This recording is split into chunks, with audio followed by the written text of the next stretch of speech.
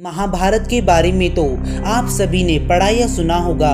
महाभारत का युद्ध हमारे धर्म ग्रंथों में बताए गए सबसे ज्यादा प्रलयंकारी युद्धों की श्रेणी में आता है। लेकिन हम बात कर रहे हैं महाभारत के उस क्षण के बारे में जब महाभारत के युद्ध के मध्य में श्री कृष्ण को बचानी पड़ी दानवीर सूर्यपुत्र कर्ण की जान। यदि वे कर्ण की जान ना बचाते तो स्वयं हनुमान जी महारथी कर्ण का वध कर देते। इससे अधिक जुड़ी जानकारी के लिए वीडियो को अंत तक अवश्य देखिएगा।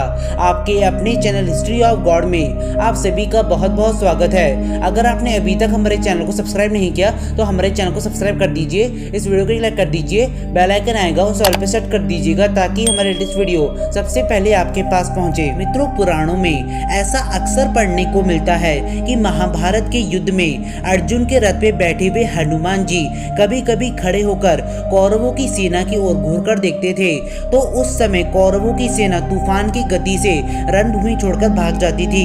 हनुमान जी की दृष्टि का सामना करने का साहस किसी में भी नहीं था। यहाँ तक एक बार उनकी दृष्टि कौरवों की सेना की ओर से युद्ध कर रहे महारथी कर्ण पर जा पड़ी। वो तो भगवान श्री कृष्ण ने कर्ण को बचा लिया, अन्यथा वे हनुमान जी की दृष्टि से कब के भस्म हो जाते। चलिए आपको बताते हैं ये खास पूरा किस्सा। इस प्रसंग में ये बताया गया था कि जब कर्ण और अर्जुन के मध्य में युद्ध चल रहा था तब महारथी कर्ण अर्जुन के ऊपर घातक बाणों की वर्षा कर रहे थे। उनके बाणों की वर्षा से श्री कृष्ण को भी बाण लग रहे थे। उनके बाणों से श्री कृष्ण का कवच कटकर भूमि पर गिर गया और उनके अंगों पर बाण लगने शुरू हो गए।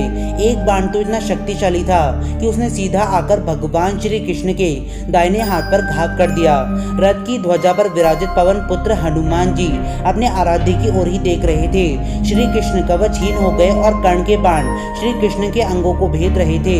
हनुमान जी से यह सब कुछ देखा न गया और उसी समय वे गर्जना करके दोनों हाथ उठाकर कर्ण का वध करने के लिए उठ खड़े हुए। उस समय हनुमान जी की भीषण गर्जना से ऐसा लग रहा था कि मानो पूरा ब्रह्मांड ही फट गया हो।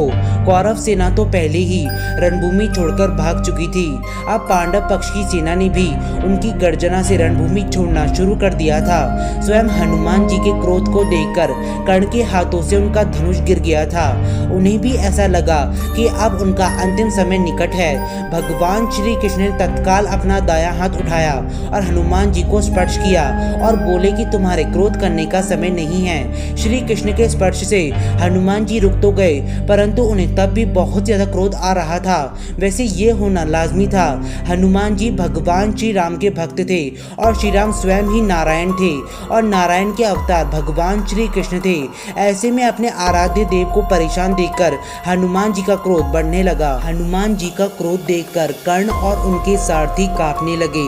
हनुमान जी का क्रोध शांत ना होते देखकर श्री कृष्ण ने कड़े स्वर में हनुमान जी से कहा कि तुम मेरी ओर देखो। अगर तुम इस प्रकार कुछ और क्षण तक कर्ण की ओर देखोगे तो वो तुम्हारी दृष्टि से ही मर जाएगा।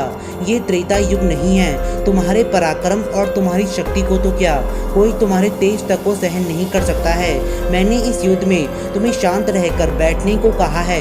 यह सब सुनकर हनुमान जी ने अपने आराध्य देव की ओर देखा और शांत होकर बैठ गए। परंतु वह क्षण इतना ज्यादा भयंकर था कि उसने पूरी तरीके से कर्ण को झंझोड़कर रख दिया था।